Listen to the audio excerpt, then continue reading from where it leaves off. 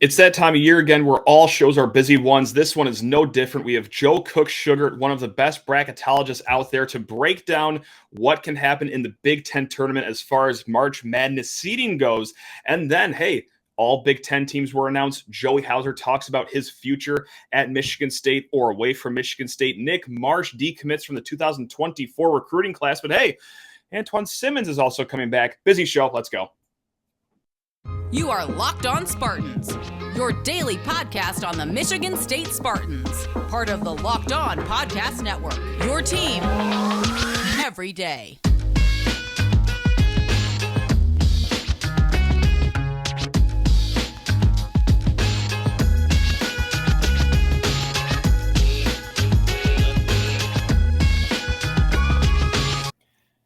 Gang, today's episode is brought to you by FanDuel Sportsbook, official sportsbook of Locked On. Make every moment more. Visit FanDuel.com/LockedOn today to get started. And we are starting this show with one of the most beautiful basketball bracketologist minds in the land. And no, I'm not just trying to butter up Joe Cook-Shugart. He literally is one of the best at doing this per bracket matrix. So before we ask him all sorts of questions, Joe, we care about you at a personal level. How you doing? Are you doing okay over there? I'm hanging in there. I know this is a Spartan pod, and I'm a Wolverine. I feel like every time I've come on and talked with you, I brought that up. But I like when people care about how I'm doing after the agony that was the end of February and beginning of March for Wolverines everywhere, including myself. Well, cat's out of the bag there. Yeah. If anyone didn't know that, well, now you do. Poor Joe. We care about you. I don't care for a lot of Michigan fans, but I care about your well-being. I'm sorry. That's all I can say. I'm terribly sorry. It's what's happened. I can hear the candid sympathy in your voice. Yeah, you can tell. Okay, that's good. At least we're on the same page here. We'll take your mind off of it with just some bracketology talk. So, Joe, just simple question, really quick. Right now, in your bracketology, which you update daily, we'll get to that later on in this chat. But right now in your bracketology, you have MSU as a 7 seed. Point blank, Joe, after they win 3 straight games and hoist the Big Ten tournament trophy, what seed is Michigan State going to be? I don't know about all that noise regarding making that deep run, especially with the strength of the top half of the bracket. I'm giving. Yeah. It's wild how lopsided it is with Iowa and Michigan State and Purdue and even honestly Michigan and Rutgers just being an 8 and a 9. It's quite lopsided. But I think State's ceiling is probably a 6 seed. I know that there might be pipe dreams of getting a 5, but I would say that's 1 in 1,000. And honestly, you run the risk of getting that 5-12 that daunting 5-12 matchup that everyone hates because the 12 is always the best Cinderella teams from the small conferences that you would rather honestly avoid. You're going to get some garbage middle of the road big conference team if you get a 6 seed. So you might almost be better off as a 6 than a 5 anyway. And I think that's frankly Michigan State's ceiling. Heaven forbid they lose that first game. I think it's unlikely, but they could drop to an 8. So that alligator mouth sort of is between 6 and 8. But they're, if everything goes as expected, I'd probably say that they're going to stick around that 7 line. Gotcha. Okay. So even if, let's say they lose to Iowa, let's call it, 5 points, a close-ish loss to Iowa. Of course, there's a lot of other games that will decide where MSU is, but is that 7-ish or what would have to happen for it to slide down to an 8 here, you think? I don't think it's so much anything that's under Michigan State's control, honestly. If Michigan State, maybe if they get hammered by 20 just because the committee is going to be watching with a keen eye, it's Friday, that could hurt their eye test metric, which is more qualitative than quantitative. But I really think it's going to be how do the teams that I currently have behind them that could hop them if they immediately lose to, and Iowa, I have two spots behind them on the S curve. So Iowa would maybe be able to hop them with that win. Northwestern, if Northwestern wins their game and then beats Indiana, they hop them. There are things that can happen that would bump them down to an 8, but I do think they're a strong 7. like I almost put them ahead of Duke as the top 7. They're right there. So I think that it's more likely in my mind, especially considering what I think the team's capable of. It's more likely that they move to a 6 than an 8. I'll say that. Okay. Hey, okay. Now we're moving to the side of optimism, which we could all use some of these days in this time of the year for March Madness. But yeah, I did notice that too, is that you also have Iowa as a 7 seed as well. And that is the presumed matchup for Michigan State. Of course, Ohio State or Wisconsin could keep it close against Iowa. But let's say it is MSU versus Iowa on Friday. Of course, you're just one bracketologist. But for you, is that a winner gets to the 6 line, or is there still that much of a gap between what a 7 would be and then what a 6 would be, in your opinion? I think it certainly has the potential to be winner moves to the 6 line type of game. It's hard to answer these questions in a vacuum. Honestly, it is. You're not going to move up to a 6 with loss, but you don't know what those teams. You don't know what Duke's going to do. You don't know what A&M, Creighton, Kentucky, all of those teams that have pretty similar resumes are going to do. But certainly there's no win. You need to win that game to even have even sniff a 6 seed, in my opinion, based on what the team's resume is looking like right now. So that's kind of what I'd say on that. Fair enough. And even outside of Friday afternoon, just because we're State fans doesn't mean we can't appreciate the rest of the Big Ten tournament. And there's a lot of storylines going on. I see that you have 9 Big Ten teams in the March Madness bracket right now, with Rutgers and Penn State barely getting in, but also Wisconsin as one of your first 4 teams out. Michigan is in your next 4 out. What game or potential matchup do you have your eye on the most here as a bracketologist? Is it just as easy as that Rutgers versus Michigan game? Winner really helps themselves here. It was nice that you threw in as a bracketologist, because of course the game that I'm going to care most about as a personal fan is I want my team to get in the field. But as a bracketologist, certainly in terms of the games that are definitively set, both that 7-10 and 8-9 games I'll have my eye towards, because Wisconsin's, in my opinion, not going to really move the needle with a win against Ohio State, even though Ohio State has really not overachieved. Really, their net rating or ranking, I guess I should say, has been the most flabbergasting thing for me to see, because they've just been trash. But their net has not moved a whole ton, because I don't know if it's the Ken Pom or Chagrin or what it is in the advanced metrics or what, but they just their net has been what I would call severely overly inflated. I don't think Wisconsin's going to move the needle a whole lot. Obviously, Nebraska, Minnesota, you can throw that game away. I don't really care what happens. Illinois, Penn State. I think Penn State loses that game, they're going to be sweating big time. They win that game, they're probably pretty solidly in. The Rutgers Michigan game, agnostic of being a fan, that game's really important as a bracketologist, because Rutgers has the chance to lose if Michigan wins, Rutgers probably falls out of the field. If Rutgers wins, I think that solidifies their bid. It's quite the fall for Rutgers in the past 3 weeks. An amazing fall. Weren't they like a 6 seed 3 weeks ago, and now we might have a home NIT game? Like, oh my god, that's insane. It was unbelievable considering what I thought of that team at the end of January and where they are now. Right. And in terms of Michigan's chances of making the tournament, certainly they obviously need to beat Rutgers to even be sniffing the field, but I don't think one game is going to be enough. I think losing that game, they're out. They win that game, then they get their shot at their quote-unquote play-in game into the field, and that's obviously against the top seed and a potential 1 seed in Purdue. So I think Michigan, if they want a bid, needs to win 2. It might even be 3.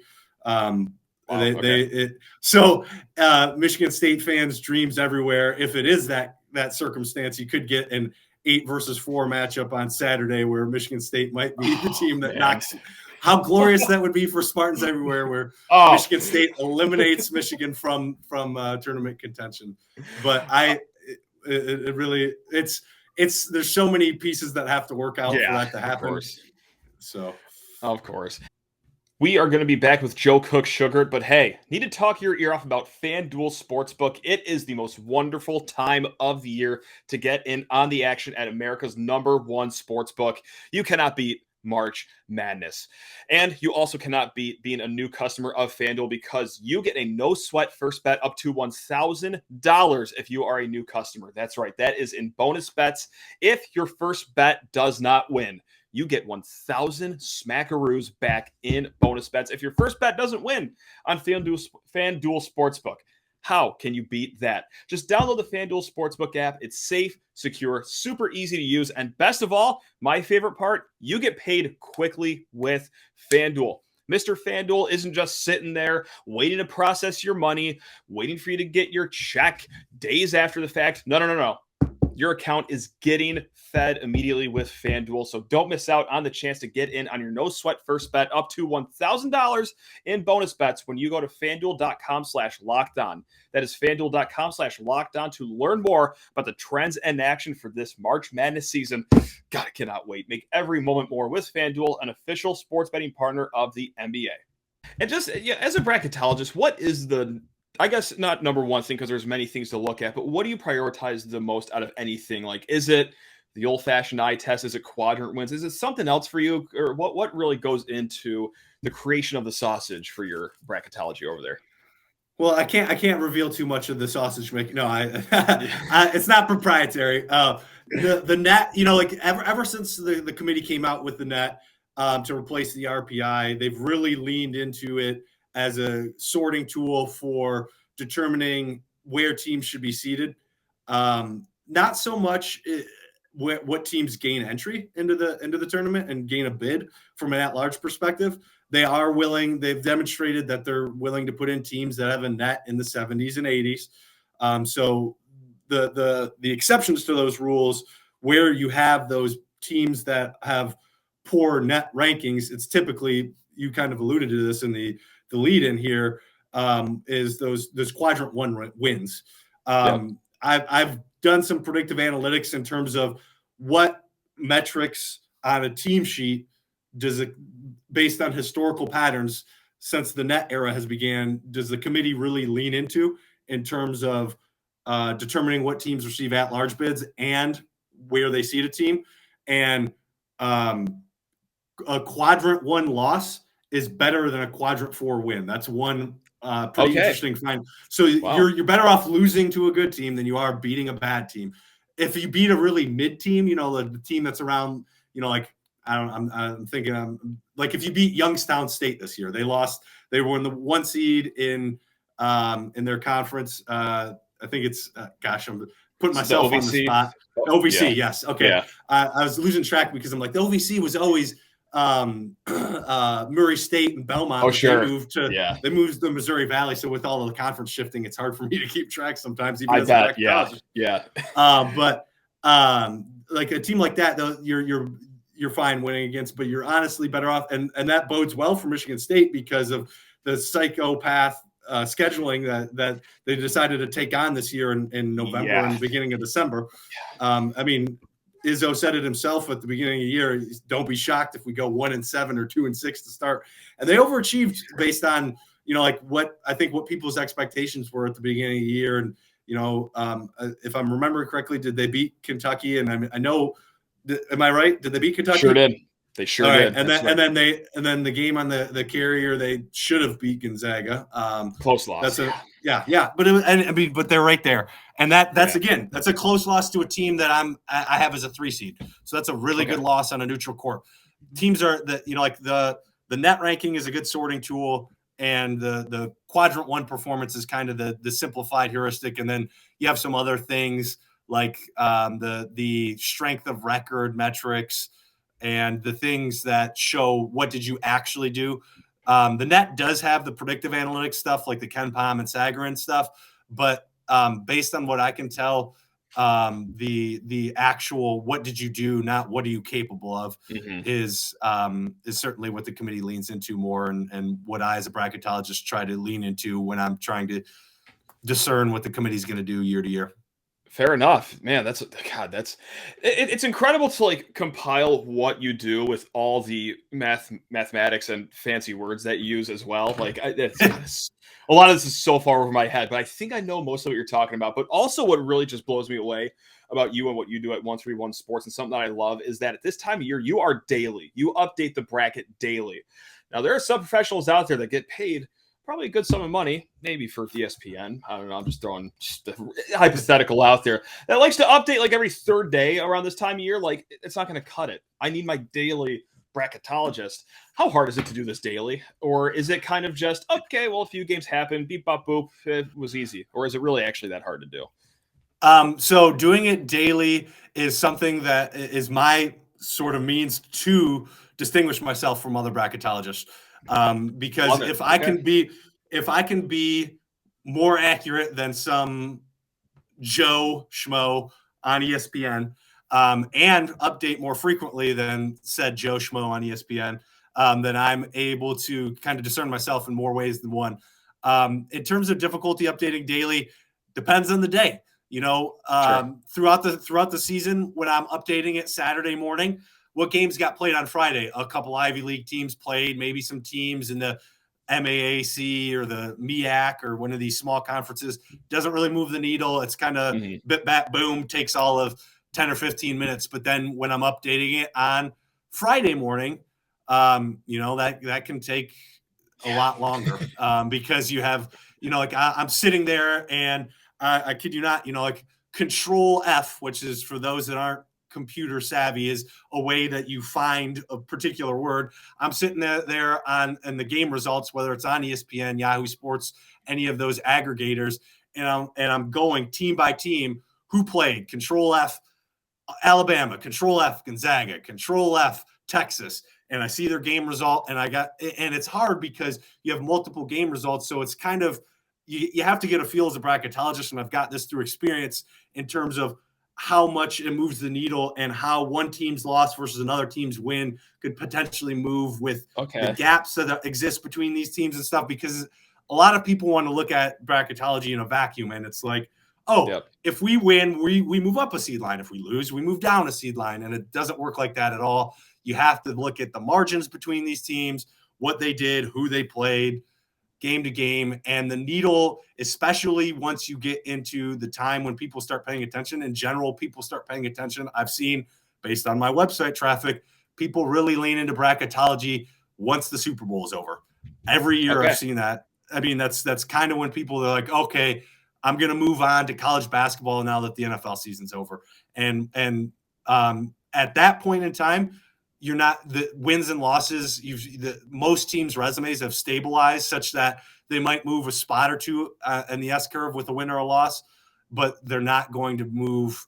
There's not going to be these big swings, especially from teams like Michigan State that play in a major conference that have a more stabilized. They're not going to, unless they go and beat Purdue or lose to Minnesota, they're not going to move the needle as much. Fair enough, man. Well, I thank you for everything that you do. I mean, not just appearing and, giving us your knowledge on this show here, but yeah, I become into bracketology like after the Maui Invitational wraps up. Like I'm in the weeds in November. So once this time of year ramps up, yeah, I'm just a fiend looking for anything I can get. And you always deliver at 131 Sports. So can't thank you enough, man. Thank you for all your time. Really do appreciate you, Joe. Would say good luck to your team, but that'd be a bridge too far, I think. But I hope you have a good March Madness, Joe. I genuinely mean. I hope you have a great March Madness. I appreciate it, Matt, and I appreciate coming on. And on top, I do want to plug my site for one more thing, just for people feeling on top of being a bracketologist, all those big fancy words that I wish I could boil down, but would take more time to do so, that Matt alluded to.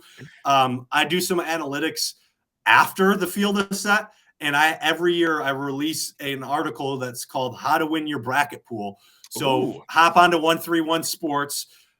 It'll either be released Tuesday night or Wednesday night, so before the first round of 64 game is played, and it gives you guidance on everything from like how the bracket strategy to actual analytics that show head-to-head matchups, how likely a given team is to advance to the Sweet 16, to the Final Four, to win it all. Gives you some upset guidance on, if you're going to pick an upset or two, these are your best bets. So it really helps you if you want to be competitive in your bracket pool to do it from a statistically sound manner. So definitely check that out. Absolutely, we'll be doing that. So yeah, thanks a ton, man. I'm already looking forward to that. Already spending the money that I will win for my bracket pool thanks to that. So thank you for that one, Joe. You're the man. Really, really appreciate you, man. All right, take care, Matt. Now let's crack open some more basketball talk here. We got our all Big Ten teams named. That's right, very fun. But first, hey, we got to talk about a player who goes by the name of Joey Hauser. He spoke to the media very briefly, but, let in a nice little tidbit on his future. He can come back next year. Amazingly enough, he can come back. The guy who's been in college, since Obama was in office, he does have eligibility. However, kind of pretty much slammed the door on any inkling that he will come back. He spoke with the media, like I said, and Kyle Austin of MLive.com, he tweeted this out. Joey Hauser didn't 100% shut the door on returning for another year at Michigan State, but said he's planning on moving on after this year. So kind of like what we suspected, 95% chance of him leaving, 90% chance of him leaving. Now, what would keep that door maybe peeked open? Why wouldn't he just say flat out that this is my last year? I don't know. Let's say NIL gets crazy and someone offers him a $12 million check or something like that. I subscribe to never say never in my life, and I think Joey Hauser does as well. Never say never to coming back. Surely there could be some insane circumstance that would have him come back here, but I can't think of one. He's getting up there in age. If he wants to try professional ball, which why wouldn't you after having a season shooting the way you do? Yeah, go out, go get on a summer league team, go overseas, go in the G League, or dare I say, hey, maybe like his older brother, go latch onto an NBA team and carve out a role somewhere in the league. You've been in college too many times. Hey, college was a great time. Some of the best 4 years of my life, but I think eventually it kind of gets old. So I think that's what we got here with Joey Hauser, is that he is ready to go find the next best thing. Now, let's get on the all Big Ten teams. They dropped on Tuesday afternoon. We have one team with the media, one team with the coaches' votes. Tyson Walker, he makes second team all Big Ten in both the coaches and media. Point guard AJ Hoggard, he was a third team member voted by the media. For the coaches, he got honorable mention honors. And the gentleman we were just talking about, Joey Hauser, honorable mention by coaches and media. And look, I know there's a lot of good players in the Big Ten, but I think that one is a little bit of a slight for Joey Hauser. And hey, honorable mention, okay, that's nothing to sniff at or snuff at, whatever the figure of speech is.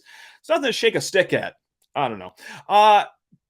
But I feel like he deserves a little better for having the second highest three-point percentage in the conference. All right, for being 13th in the conference with 14.2 points per game, for also being 12th in the conference for rebounds per game at 7.0. Yeah, honorable mention. It's good. It's nice to throw on your resume, but I feel like Hauser deserves a little more there. And I'm going to guess that you, a Spartan fan listening at home, probably agree with that as well. Jaden Akins, he also got honors as well for the Sportsmanship Award. There's one player on each team that is given those honors as well. So, hey, Jaden Akins, good on you. Way to be a good sportsman out there. Now, just to round things out here, Player of the Year, Purdue's Zach Edey. 22 points, 13 rebounds a game from the number one seed in the Big Ten tournament. Will do that. But Chris Collins, head coach of Northwestern, he gets Coach of the Year in the Big Ten. A lot of people thought it was going to be Matt Painter. And, hey, he has a really good argument himself over there in West Lafayette.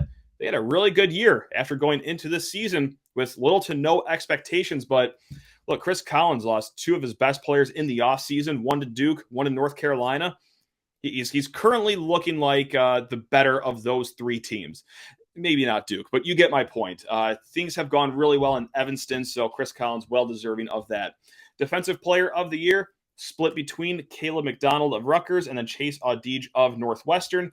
And to round out the first team all-conference for both the media and the coaches first team all-conference, Illinois' Terrence Shannon, Indiana's Trace Jackson Davis, Iowa's Chris Murray, Penn State's Jalen Pickett, and then Zach Edey of Purdue.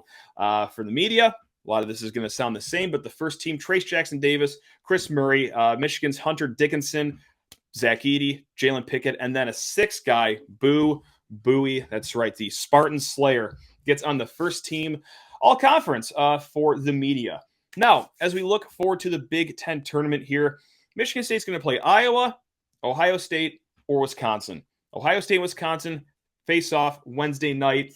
Who do us State fans want to see our Spartans play between those three teams? Now, there's a few ways that you could take this. If you want an easier win, well, okay. Ohio State you'd be a little higher favored. Sorry if I can get the words out of my mouth. A little higher favored over Ohio State than you would Wisconsin, although it would be close. The computers say that it's going to be kind of a 3.5-ish point spread either way between Wisconsin and Ohio State. Or if you don't want to run away from the grind, if you want vengeance for what happened at Iowa, you'd actually be favored by about 1.5 points against Iowa. So there's not a big difference there. The biggest difference, though, would be a quad 1 win versus a quad 2 win, if that's what you're into. Right now, Michigan State has 6 quad 1 wins. They have 6 quad 2 wins. Iowa would be the only quad 1 opponent between these three teams. Now, a quad 1 game is any team in the net ranking on a neutral court, that's 1 through 50, and then quad 2 would be 51 through 100. Okay, Iowa, they're somewhere in the 30s, so they'd be a quad 1 win should you beat them. And then Wisconsin and Ohio State are both in that 51 to 100 range, so they'd be a quad 2 win. So pretty good here as we are looking to knock on the door of a 6 seed, maybe even, dare I say, a 5 seed if you could win 2 of these games. I don't know. There's a lot to pour over here as we go into the Big Ten tournament. And really quick, too, I just want to point this stat out. This is from Chris Solari of the Free Press. We're going to get in on this before we switch the topic of conversation to football. But Chris Solari hits us with the stat of the day. He tweeted this out. MSU reached the Final Four all 4 times it reached the Big Ten tournament final in Chicago. Okay, winning it in 1999, 2000, and 2019, and losing to Wisconsin in 2015. Okay, all 4 of those took place in Chicago. The Spartans didn't make a Final Four after winning the Big Ten tournament in 2012, 2014, and 2016 in Indianapolis. So Michigan State has won 7 of these things. But when they win it or go to the finals in Chicago, well, pack your bags up for at least 4 more games after that because they go to the Final Four. So yeah, that's God, love that stat by Chris Solari right there of the Free Press. Go give him a follow. Let's switch things up to football right now. It's March. It really should be all eyes on basketball. We shouldn't be able to get hurt by football, but here we are. This is part of the fun of having football as a 12-month sport of the year is, you get to take some blows too in March. And this one comes from a high school kid. That's right. A junior in high school got us all sad on Tuesday. One of 3 commits for the 2024 class, Nick Marsh, 4-star wide receiver, a guy who I think could be fringing on a 5-star status. He's out of here. He announced his decommitment from Michigan State. This comes less than 2 months after tweeting, "If we locked in, ain't no switching up," with a green and white heart. It looked like there was some switching up, though. And look, I don't know what to tell you about high school recruiting. I'm going to be very upfront with you guys. I'm going to be very transparent. I hope you can always count on me for that. If it wasn't for doing this show and this podcast, I would care about recruiting 2 days of the year: early signing day and actual signing day. But since there is such an appetite for recruiting, well, yeah, we got to talk about it. And that even means when juniors in high school verbally commit to your school. Honestly, when a junior commits verbally to a school, I cross him off the board because that commitment feels like it's never going to last, especially with a kid that highly rated, where he's going to be hearing from every school in the country the rest of his junior year, the rest of his senior year. So honestly, if you want a silver lining from this for the whole Nick Marsh saga, I'm glad it happened in March as opposed to closer to signing day or right on signing day. Graham Couch, if you're on Twitter, you have seen this take from him many a times because this happens many a times, but he says something on the lines of, I'm ad-libbing here, but no high school athlete ever really commits to a college. All right. Like we should all look at that as that they are leaning to that college. And a lot of people laughed at that. He's been doing that take for years. But as the years go on, stuff like this happens more and more and more. And it's not so funny anymore. Graham is just actually right. I don't think he was ever doing a bit in the first place, if I know what I know about Mr. Couch. But I think it's time that everyone realized that, no, that's not a bit either. Like in this day and age in high school recruiting, it is the Wild West out here. There is so much that happens. There are a lot of things that happen behind the scenes. So, yeah, a kid saying that he commits, I can't take seriously. I think I even texted a buddy after Nick Marsh committed however many months ago. Cool. When's his decommitment date? Because this is just how it goes in high-level recruiting. I also don't know why you would ever commit as a junior in high school either. Why shut? I mean, look, obviously the doors aren't ever shut in recruiting, but why just finalize like that? Maybe it's to get more buzz. Hey, if I was a top-level athlete in high school, I probably would have done the same thing. I would like to get a little shine on my name as well. So, yeah, I'll just commit to any school. But at the end of his announcement, I should add this. Nick Marsh said that Michigan State will still be a school he's interested in. Okay. Awesome. Yeah, because that's probably really genuine when Decommit writes that out. The closest we got to that was Kedrick Riskino. Okay. He was the running back down at Texas, committed to Michigan State, decommitted from Michigan State, said, the same thing, like, hey, they're going to still be a top choice. And Michigan State actually was down to his final 3 schools when he did make the decision on signing day, but alas, did not pick the Michigan State Spartans, still went with Ole Miss. So I take that with the largest grain of salt. Now, if you people aren't completely beaten down to a pulp when it comes to following recruiting and you have some glimmer of hope, well, here are some for you. I'm sure that this program in Michigan State will still be relentless after Nick Marsh. And he is a local kid. Shouldn't be that hard to stay in his ear throughout his upcoming senior season when the fall starts. So they might get him on for a visit or two, all that good stuff. And if you want to take his word that Michigan State is still an option and that he is just genuinely opening the doors to find out more about other programs, which of course you should. Of course you should. Just don't commit to a place in the first place. Then okay, that's good for you. You are a lot less jaded about recruiting than I am. But hey, again, that doesn't mean we're ever going to stop talking about it. All right. This is going to keep happening. Hey, we still got 2 more 4-star defensive back commits that are surely going to be playing in East Lansing here. But no, it's just, you could really start getting serious about recruiting when signing day gets a lot closer. But again, we're going to talk about it because recruiting is the lifeblood of college sports. And if, dang it, a 16-year-old kid tweets out that he's going to go to your school, even though signing day is 20 months away, got to talk about it. We're going to talk about it. That's your Nick Marsh update. Now in lighthearted news, hey, the spring game date might have been leaked. I think there is a recruit that is going to be visiting Michigan State in April. And he says, hey, coming up to Michigan State for the spring game on April 14th. That is a Friday. But, hey, so that kind of opens the door for the spring game if he is doing a weekend visit. That's what we can assume, that the spring game will be on April 15th. He's a second recruit to tweet out something like that, hey, I'm coming up for Michigan State spring game on April 15th. So, while nothing has been formally introduced or announced, I should say, by Michigan State, looks like April 15th is going to be that date. That is also the same day that Tom Izzo, the Izzo Foundation, has their 5K run on campus. So April 15th is looking to be the day for spring football. And last but not least, Antjuan Simmons, Spartan legend Antjuan Simmons. God, just a criminally underrated guy here in the green and white. He is coming back as a grad assistant. He was a defensive coach for, I believe, Ann Arbor Skyline or Ann Arbor Pioneer. I'm really sorry. I think it's Pioneer, actually. But he was a high school coach for a hot second, coming back to Michigan State as a grad assistant. And you can only say great things about that. By all accounts, Antjuan Simmons was just an incredible leader while he was here. He was a captain in his 1 year under Mel Tucker. Really a voice for the program, too, in that switch between Mark D'Antonio and Mel Tucker. So I've only heard good things about him. I've had very, very limited interaction with him, but those interactions have been very pleasant. So nothing but great things ahead for this great kid. So welcome back to East Lansing, Antjuan Simmons.